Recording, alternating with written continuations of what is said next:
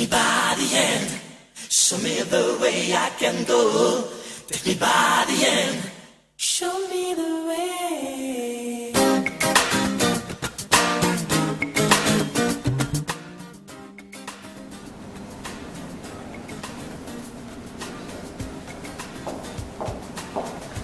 Est-ce que ces projets s'adressent aussi à la communauté dans laquelle ils vivent?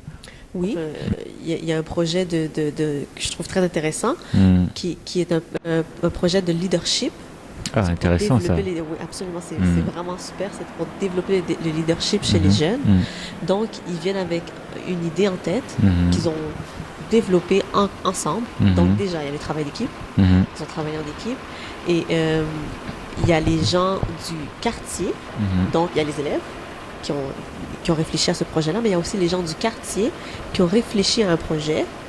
Et ensuite, ils se mettent ensemble, les résidents du quartier et les jeunes, à trouver ensemble une cause sur laquelle ils vont travailler en faisant un projet. Donc, déjà là, on a le travail d'équipe, mais on a aussi le rapprochement intergénérationnel, parce que ce sont des gens qui vivent dans une résidence pour personnes âgées, juste à côté de l'école secondaire. Ah oui. Donc, tu vois, là, déjà, là, c'est super. Oui. Donc, déjà, c'était c'était deux groupes où il n'y avait pas de dialogue entre ces deux groupes-là, en parlant des personnes âgées et des élèves, parce que, d'ailleurs, même lorsqu'il y a la proximité, parce que c'est vraiment deux établissements qui sont, comment je pourrais dire, adjacents. Mitoyens. Voilà.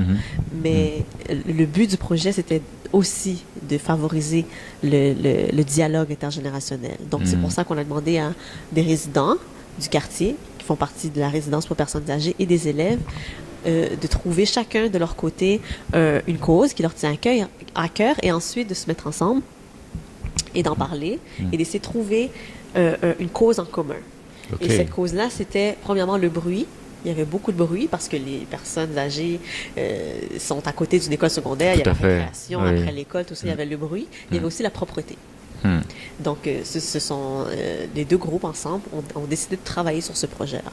Donc, nous, en tant qu'intervenants, et des intervenants de différents organismes qui se sont impliqués, on leur donne, avant de mettre sur pied un projet, on leur a donné des outils. Donc, il y a eu des ateliers sur le leadership, comment parler en public, comment négocier, comment laisser la place aux autres dans un groupe quand on a une forte personnalité. Tous des outils qu'ils vont garder pour eux, pour mener à bien le projet, mais aussi dans leur vie de tous les jours, à l'école, en classe, quand c'est le temps de faire un travail d'équipe. Donc moi, derrière, avec mon chapeau d'intervenante en persévérance scolaire, il faut que j'aille chercher des outils qui vont les permettre de performer, de cheminer à l'école. Donc, des activités de parler en public, mais pour un élève, c'est pour tous les élèves, c'est pertinent. Tout à fait. Quand il faut faire des exposés oraux, quand il faut travailler en équipe, etc. Donc, on est allé cibler des ateliers comme ça qui vont leur permettre de développer ces compétences-là dans toutes les sphères de leur vie, à l'école, au travail, etc.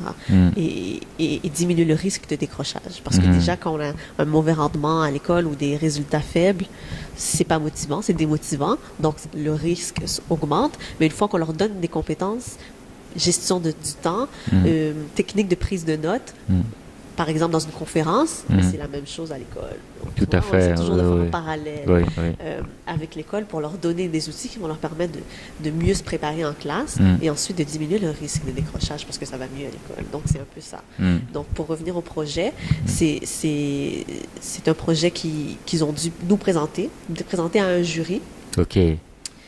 Donc, déjà, c'est le même exemple que de faire une présentation orale en classe. Donc, présenter ce projet-là, trouver le contexte dans lequel ils vont aller chercher les fonds pour mener à bien le projet. Mais c'est un projet qui répond à un besoin personnel au niveau des compétences acquises, mais un besoin au niveau de la communauté du quartier, parce que c'est un besoin qui a été soulevé par les membres, les résidents du quartier, les gens qui habitent le quartier, les jeunes qui y vivent. Donc, les paramètres de ça, c'est que les jeunes puissent en même temps proposer quelque chose et eux-mêmes le changer. Donc, une fois qu'ils ont trouvé que le projet est accepté, par exemple, comment on le met sur pied? Est-ce qu'on trouve des bénévoles? Est-ce que nous, on s'arrange pour nettoyer les déchets dans le quartier. Et finalement, c'était avec du bénévolat. Donc, tu vois, on n'est pas rendu à l'idée de démarrer une entreprise. Tout à fait. Mais le projet entrepreneurial est là. Ça aurait pu être des projets d'économie sociale où ils font ça sous forme d'entreprise, mais au stade où on était rendu, où ils sont rendus, c'était vraiment de répondre à un besoin de la communauté par un projet entrepreneurial. Excellent. Donc ça, c'était vraiment. Quelles sont les difficultés que tu rencontres, ou des défis plutôt, que tu rencontres au quotidien? Les défis, c'est l'assiduité, c'est de les avoir, puis de les motiver. Donc, c'est comme à l'école. C'est sûr que c'est un peu moins difficile pour moi à cause que c'est un contexte hors scolaire. Mais quand même, se réveiller le matin pour venir faire un projet entrepreneurial où ils ne seront pas rémunérés, c'est pas toujours facile. Donc, ce qu'on leur dit, c'est que c'est comme ça qu'on a réussi à surmonter cet obstacle, c'est ce défi, que, comme je pourrais appeler, c'est de leur dire, voilà ce que ce projet va t'apporter. Parce que là, ça va pas bien à l'école. Là, tu as déjà lâché l'école. Tu n'as pas beaucoup d'expérience de travail. Voilà ce qu'un projet comme ça va t'apporter. Voilà ce que tu pourras mettre dans ton CV comme compétences acquises qui vont pouvoir te permettre, qui vont t'ouvrir des portes et te permettre de t'insérer dans un emploi ou de persévérer à l'école. Voilà ce que ça va t'apporter. Donc, on prévoit déjà le résultat positif. On prévoit déjà la fin pour leur dire voilà avec quoi tu arrives au début du projet et voilà avec quoi tu repartiras à la fin. Une fois que tu auras mené à bien ton projet, tu te seras donné à 100%. Est-ce que justement, quand on regarde un peu les chiffres de la persévérance scolaire, le décrochage scolaire tend à baisser un tout petit peu. Est-ce que c'est dû à ce type d'action? Je suis sûre que ça en fait partie. Je suis sûre qu'il y a beaucoup d'autres projets, il y a beaucoup d'autres... que la question du décrochage scolaire est problématique. Mais elle diminue petit à petit. Et on les prend en individuel. On travaille sur chacun, c'est du cas par cas. Et on réussit à semer des graines.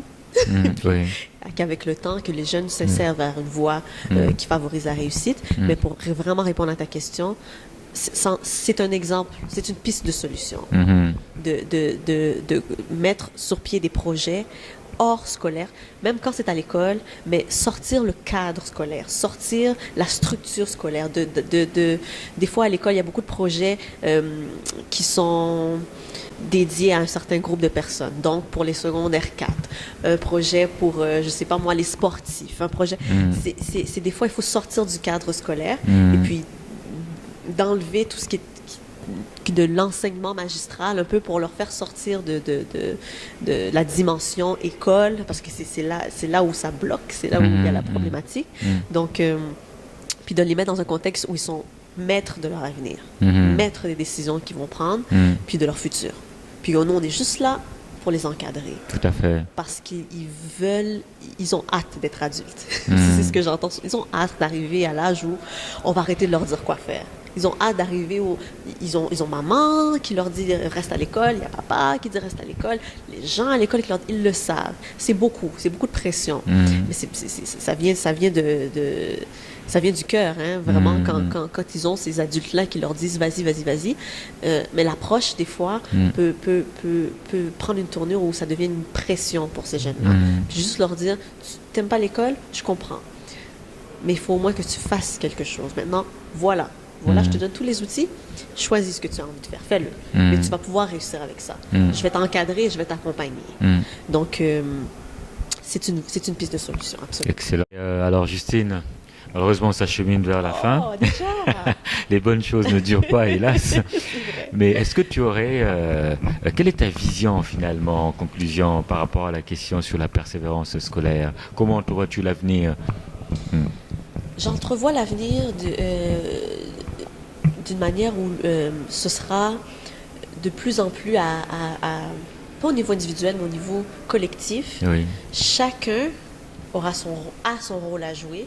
Et je pense que les consciences, moi, je le vois autour de moi, les consciences commencent à être éveillées. On voit maintenant des maisons des jeunes qui sont là seulement pour offrir un espace à des jeunes pour se retrouver, qui vont vers l'école ou qui vont vers les organismes comme les Carrefour Jeunesse Emploi pour nous dire, moi j'ai 2-3 jeunes qui ont la difficulté. On voit vraiment le sentiment, le sentiment de comment je pourrais d'appartenance. dire, d'appartenance à la cause. Et ça crée, on voit des mouvements qui se créent. On voit à l'international des choses qui se créent. Il y a la bannière maintenant avec la persévérance scolaire. Ça commence à prendre de l'ampleur parce que on n'est pas loin.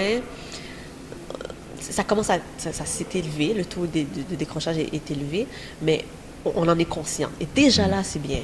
Donc, on se rend compte, moi, c'est ce que j'entrevois, c'est ce que je vois pour l'avenir, c'est que de plus en plus d'acteurs communautaires, les établissements, les institutions, les individus, les familles sont de plus en plus concernés. Avant, la question du décrochage, c'était une question qui appartenait à l'école. Ouais. Comment ça se fait que mon école, un parent pouvait aller demander à l'école, là, comment ça se fait que mon enfant n'est plus à l'école? C'est plus comme ça. Et je pense que de plus en plus, c'est l'affaire de tous. Et surtout du jeune, oui, mais c'est l'affaire de tout le monde. C'est un problème d'ordre social. Puis, c'est pas un problème d'un jeune à lui tout seul dans sa chambre. Là. C'est un problème social, puis on est sur la bonne voie. Il y a beaucoup de choses à travailler. Absolument, je suis sûre qu'il faut qu'on s'adapte, il faut qu'on change nos façons de faire à certains niveaux, mais on est quand même sur la bonne voie, à diversifier les interventions. Il n'y a personne il n'y a pas un jeune, on ne peut pas intervenir de la même manière déjà avec les garçons qu'avec les filles, exact. Mais surtout pas avec chaque personne. Il faut diversifier nos interventions. Il faut s'adapter à la réalité du jeune. Et non pas que lui s'adapte à la réalité de l'intervention. Pas du tout, ça ne marchera pas. Excellent. Excellent. Mais écoute, Justine, vraiment, merci encore d'avoir accepté notre invitation. Merci de m'avoir reçu. Merci à Parcours d'entrepreneur. Merci beaucoup. Merci bien. Mais écoute, on espère t'avoir encore au cours d'une de nos émissions. J'attends une invitation. Ben, l'invitation est lancée. Super. Allez, merci encore, Justine. Merci beaucoup. Merci. C'est comme ça, là. C'est pas pire. C'était bien. C'était correct. C'était vraiment... Je trouve on a bouclé la boucle. Je l'espère. Je pense que oui. En plus, on a fait un bon tour. On a parlé du décrochage, de l'entrepreneuriat comme moyen. C'est bon? Bonjour. Bonjour. Je vous en prie. Allez-y. C'est ça, je suis trop grand. Non, vous êtes très beau. Vous avez de la classe. On recommence?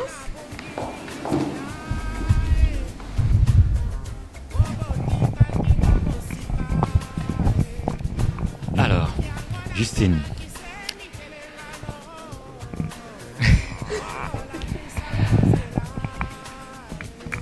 Il y a un très beau quartier dans lequel... Allez-y. On va vous couper dans le montage. Parce que c'est elle, surtout, moi, on peut m'oublier. Hé, oh là.